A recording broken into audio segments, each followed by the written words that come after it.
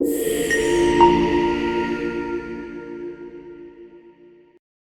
Student to the अभ्यास करो application. I hope आप लोगों ने जो हमने 15 क्वेश्चन सॉल्व किए वो जरूर एंजॉय किया होगा और आपकी कॉन्सेप्ट्स बहुत ज्यादा क्लियर हुए होंगे। अगर आप ऐसे ही आगे और भी क्वेश्चन सॉल्व करना चाहते हो with that competitive analysis, please download this application and start your journey. So today we are going to start the another level of the solution unit, that is level number 2. Let's see the question number 1 of this solution chapter. They are asking whose elevation boiling point will be same as for 0.1 molar NaCl.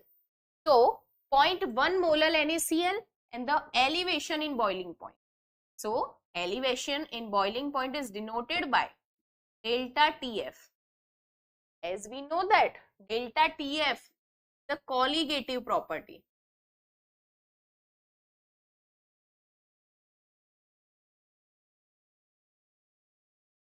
So for any such property is colligative, for that properties the term, that is molar elevation constant, will be same if number of ions, number of solute are same, for irrespective of its nature. So what is the formula of delta Tf? So delta Tf is equal to I factor into molality into Kb. Kb is your boiling elevation constant. Okay, so here we know that if the molality is same but I should also same. Now what is I over here? So I is equal to number of ions, or you can say particles of solute present in solution. So if the molality is same and I factor, that is number of particles, but if it is a ionic compound then number of ions will be same, then the molar elevation constant would also same. So let's see the options over here. 0.1 molar urea. As we know that urea is not gonna dissociate, it is a non-electrolyte. So for such non-electrolyte I factor would be 1. So delta Tf is not equal to 0.1 into 0.1, that is 0.1 only. For here NaCl, what is I factor? I factor is equal to 2. As we know that NaCl is a ionic compound where Na plus and Cl minus will dissociate. So number of ions would be 2 here. So Ni should be 2. Here I is 1. So option A will not gonna be answer. 0.1 molar K2SO4. K2SO4. As you know that on dissociation it will give 2K plus and 1 SO4 minus 3. As you can see here, 2 plus 1, total 3 ions gonna dissociate. So this would not be the answer. Let's see the option number 3. 0.1 molar, molality is same. You have to check the I factor.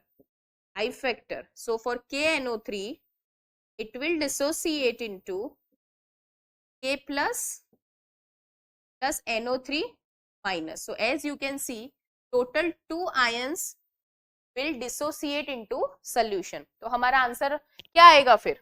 I जिसका 2 है और molality भी जिसकी क्या है 0.1, तो हमारा molar elevation constant भी क्या होगा दोनों का सेम. तो हमारा आंसर जो रहेगा वो रहेगा ऑप्शन नंबर सी. देखा स्टूडेंट, आप लोगों को ऐसा नहीं है कि सिर्फ कैलकुलेशन ही करनी है. अगर यहाँ आपको कॉन्सेप्ट पता नहीं होता कि मोलर एलिवेशन कांस्टेंट के लिए for molar elevation in boiling point it is a colligative property, और उसके लिए नंबर ऑफ आयंस या फिर नंबर ऑफ पार्टिकल्स का सेम होना जरूरी है, तो आप क्वेश्चन सॉल्व नहीं कर पाते. Should know the theory as well to solve this question. Students, so let's see the second question. For water, Kf is 1.86 kilo Kelvin into kg per mole. Kf is equal to 1.86 Kelvin in kg per. What will be the freezing point of solution of 0.1 molar aqueous solution of KCl? क्या polarity given है आपको, freezing point find करने को कहा है, that is TF. ठीक है, TF हमें फाइंड करना है. तो जैसे कि हम जानते हैं कि प्योर लिक्विड जब होता है तब, that is pure liquid, pure solvent, that is water, उसका जो फ्रीजिंग पॉइंट रहता है दैट इज 0 डिग्री सेल्सियस, और you can write it as a 273 Kelvin. Solution बनने के बाद जब हम उसमें क्या ऐड करेंगे, KCl ऐड करेंगे, क्या होगा, सॉल्यूशन बनने के बाद उसका फ्रीजिंग पॉइंट क्या होगा, डिक्रीज होगा 0 डिग्री सेल्सियस से. ठीक है, फ्रीजिंग पॉइंट क्या हो जाएगा, डिक्रीज हो जाएगा. सिंपल सी चीज है, आप नमक के पानी को फ्रीज करो और प्योर वाटर को फ्रीज करो, नमक का पानी वो जल्दी फ्रीज हो जाएगा, उसका फ्रीजिंग पॉइंट क्या हो जाएगा, डिक्रीज हो जाएगा. मतलब जल्दी हो जाएगा, मतलब टेम्परेचर और भी कम चाहिएगा, मीन्स और भी टाइम लगेगा उसको क्या होने में, फ्रीज होने में. Are you getting me student, और भी टाइम लगेगा. फ्रिज में रखते हो 0 डिग्री सेल्सियस पर हो जाता है, तो बट नमक का पानी है वो ज्यादा टाइम लेगा. क्यों, क्योंकि अब उसमें क्या आ चुका है, नमक आ चुका है. जी, नमक और पानी दोनों को हमें क्या करना है, फ्रीज करना है, जिसकी वजह से फ्रीजिंग पॉइंट क्या हो जाएगा, डिक्रीज. ठीक है, तो TF हमें पूछा गया है, तो we have the relation between delta TF is equal to I factor into molality into KF. ठीक है, बिकॉज हमें क्या पता है कि delta TF is equal to T0F minus TF. What is T0F? T0F is equal to aqueous solution है बच्चों यहाँ पर.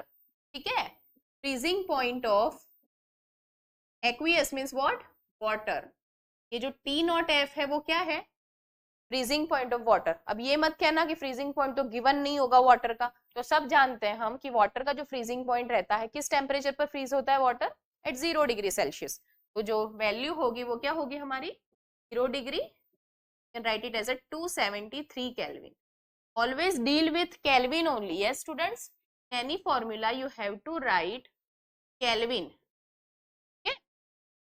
तो 273 केल्विन. ओके, तो यहाँ हमें TF की वैल्यू चाहिए, तो TF is equal to naught F minus delta TF. ठीक है, यहाँ से डेल्टा T0F मिल जाएगा, TF मिल जाएगा, T0F की वैल्यू है. चलो डेल्टा T0F फाइंड करें, डेल्टा TF फाइंड करें. आई फैक्टर क्या होगा, KCl है. KCl जब डिजोल्व होगा तो कितने आयंस में कन्वर्ट होगा, K plus Cl minus 2 ions. ठीक है, बिकॉज ये भी क्या है, हमारी एक कॉलिगेटिव प्रॉपर्टी है. मोलालिटी क्या गिवन है, 0.1 मोलर. मोलारिटी को भी मोलालिटी लिख सकते हो, ठीक है, बिकॉज 1 kg सॉल्वेंट के लिए ही बात की है. ठीक है, into what is KF 1.86.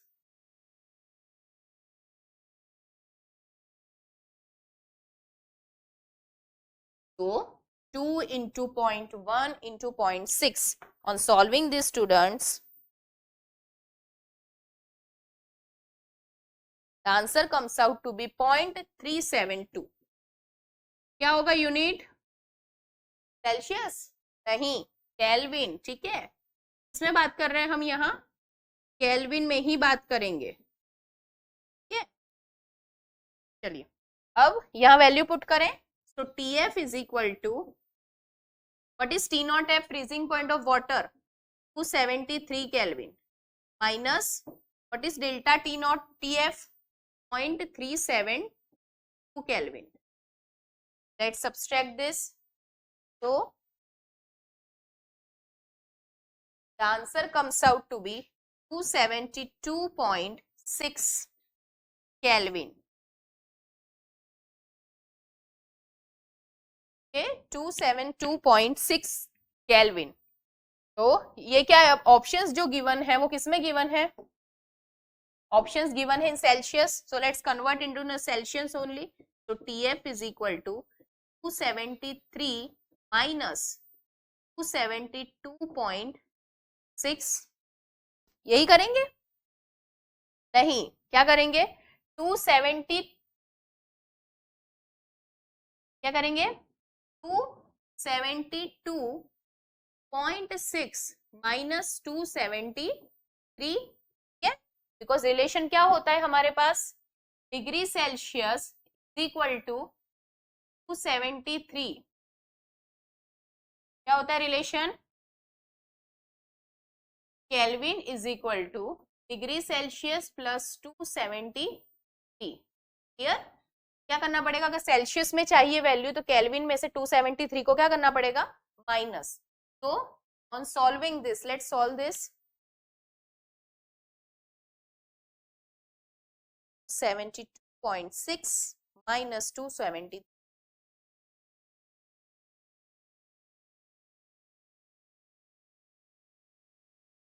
72.6 minus 273. Answer आ रहा है स्टूडेंट माइनस 0.4. आंसर क्या है? माइनस 0.4.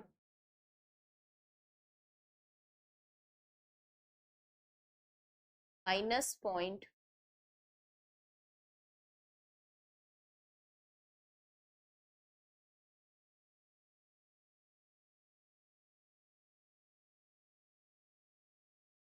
Minus 0.4 degree Celsius.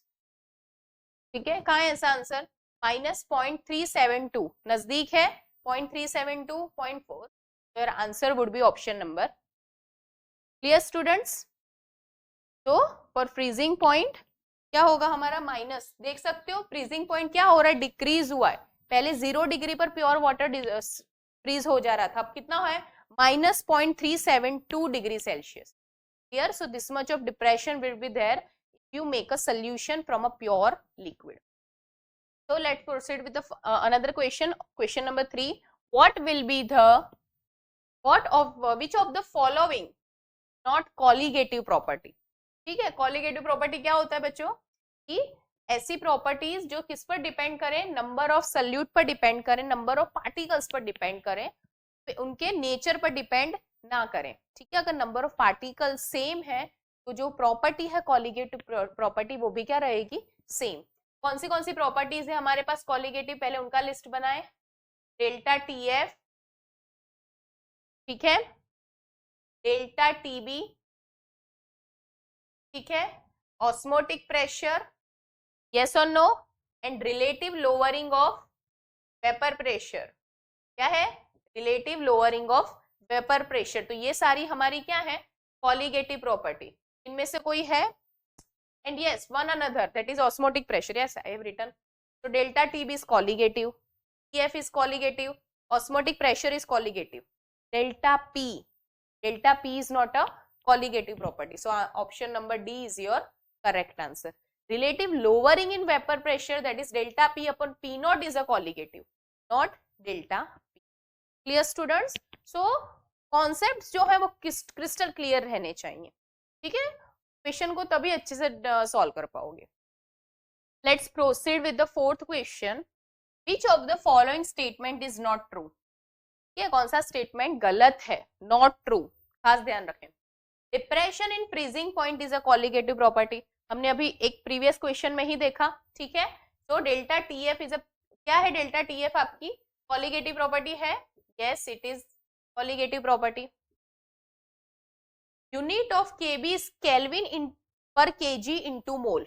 नहीं, केल्विन केबी का यूनिट क्या है?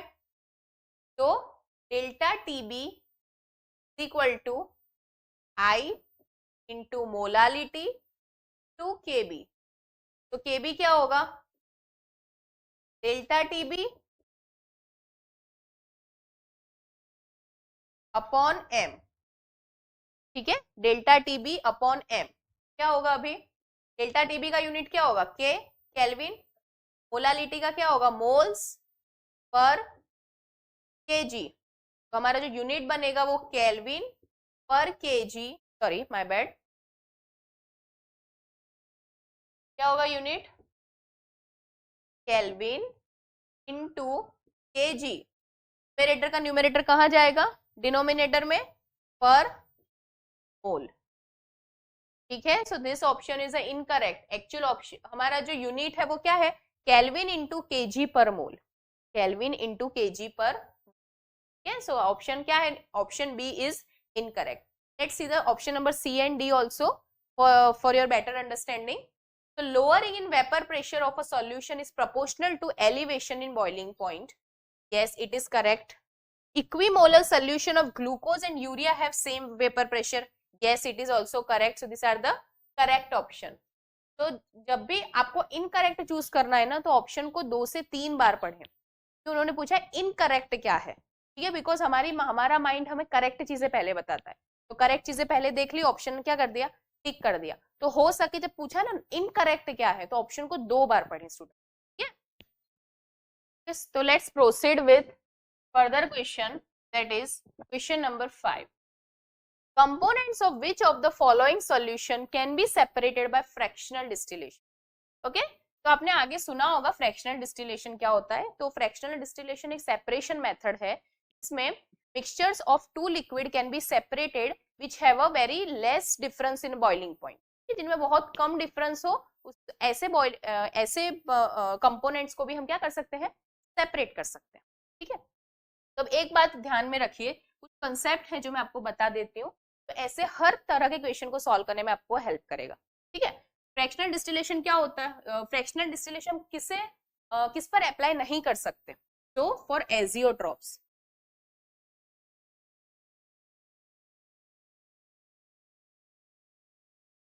ठीक है, एजियोट्रॉप्स जो रहते हैं उन मिक्सचर्स को हम फ्रैक्शनल डिस्टिलेशन के थ्रू क्या नहीं कर सकते? सेपरेट नहीं कर सकते। एजियोट्रॉप्स क्या होते हैं?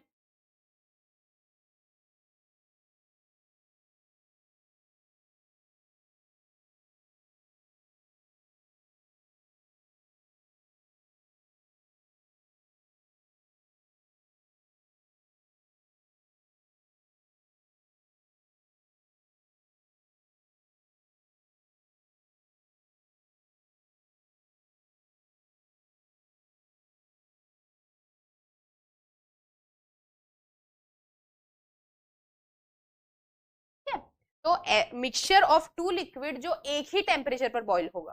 ठीक है, थोड़ा सा समझते हैं इस बारे में। सपोज मैंने मिक्स किया है H2O एंड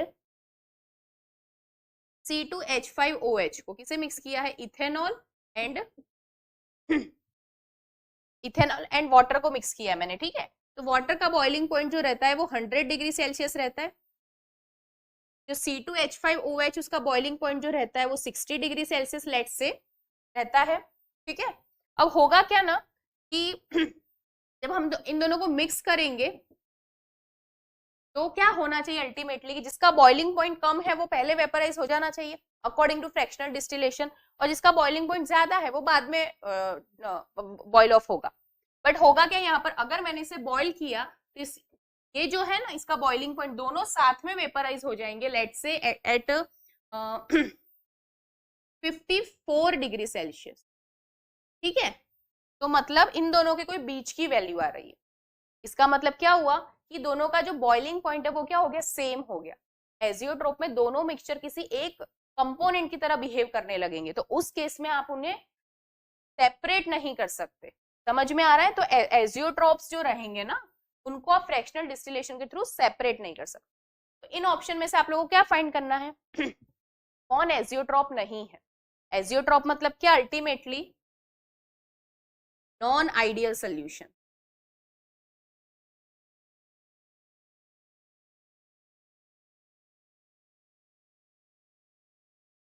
ठीक है, क्या रहता है ना, नॉन आइडियल सोल्यूशन दिखाते हैं इधर पॉजिटिव डेविएशन या negative deviation. Positive negative deviation की वजह से they are no more ideal solution. ठीक है, तो आप लोगों को फाइंड करना है कि इसमें से आइडियल सोल्यूशन कौन है। बस आइडियल सोल्यूशन को आप फ्रैक्शनल डिस्टिलेशन के थ्रू सेपरेट कर सकते हैं। समझ में आ रहा है? तो कौन हो रहेगा हमारा आइडियल सोल्यूशन? यस, हमें पहला ही ऑप्शन दिख गया है, that is benzene and toluene. Benzene toluene की पोलैरिटी एंड साइज ऑलमोस्ट क्या है, सेम है स्टूडेंट्स, क्या है, सेम, जिसकी वजह से वो अपने एक मिक्स होने के बाद दूसरा कोई भी इंटरेक्शन नहीं दिखाएंगे। इंटरेक्शन नहीं दिखाने की वजह से they are known as a ideal solution, मतलब सॉल्यूशन फॉर्म होने के बाद ना उनका डेल्टा एच मिक्सिंग चेंज होगा ना डेल्टा बी मिक्सिंग होगा, मतलब जीरो रहेगा। एंड वो जो है वो राउल्ट्स लॉ को भी फॉलो करेंगे, तो क्या कहेंगे, उन्हें आइडियल सोल्यूशन कहेंगे। और उसे हम फ्रैक्शनल डिस्टिलेशन के थ्रू अलग कर सकते हैं। ये जो हमारे हैं, this all are the we can say azeotropes, क्या है ये हमारे एजियोट्रॉप्स हैं। Yes students, okay.